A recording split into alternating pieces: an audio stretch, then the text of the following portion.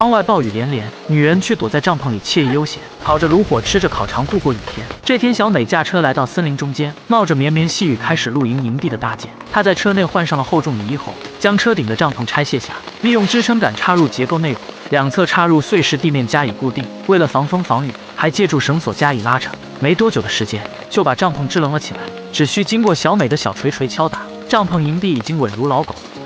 不过此时的雨下得很大，她将旁边的帐篷布卷起，以免雨水的继续堆积。入户大门也直接打开，方便自己随时进出。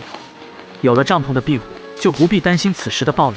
她也终于可以脱下厚重的雨衣，来到帐篷内部继续装备的组装搭建。顺手再把车内的小狗放下，让它在营地附近自由活动。小美把折叠的露营桌椅完成摆放，方便自己随时坐下休息。一旁就组装上户外露营水龙头，实现干净水源的用水自由。她也没忘记给小狗准备吃喝，毕竟已经陪伴了它2年半在外露营，必须把它照顾好。紧接着，小美将露营的灯光点亮，摆放在折叠的露营支架上，各类的生活用品、厨房用具也有了收纳的场所。帐篷内看起来就干净整洁，很卫生。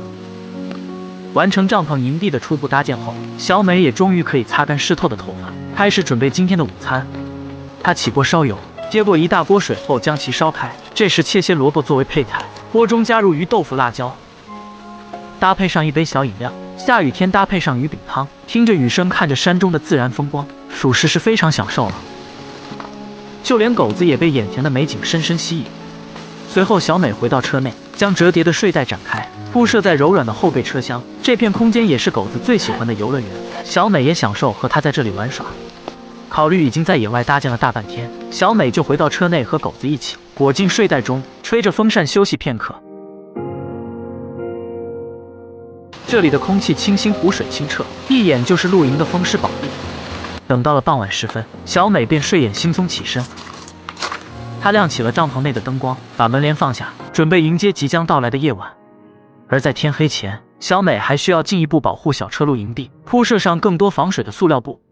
等到进入夜晚，天空中又下起了倾盆大雨，让小美猝不及防。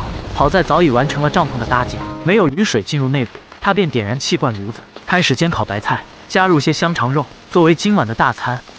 浓郁的辣味弥漫在帐篷中，简单的小菜看似不多，但对于小美来说也是绰绰有余了。她一边吃着晚餐，听着雨声，有了小狗的陪伴，她一路露营的生活也没有那么孤单寂寞。吃饱喝足后，到了深夜，小美便熄灭帐篷内的灯，躲进安全舒适的车后备箱中。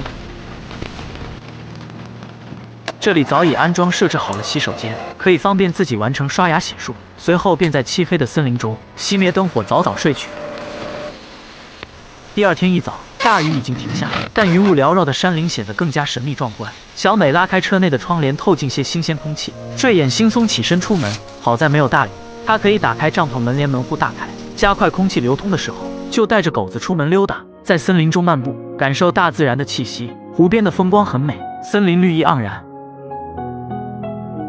回到营地后，她一早就开始喝起了咖啡，吃着小蛋糕作为早餐。在离开之前，为了将露营的帐篷收纳整理好，小美先将帐篷表面的雨水吹干。这时干燥的帐篷收拾起来就变得非常轻松，否则满是积水，独自收纳就非常困难。将帐篷固定在车顶后，小美便带着狗子回到车里，驾驶着小车离开了湖边的营地，继续她的露营之旅。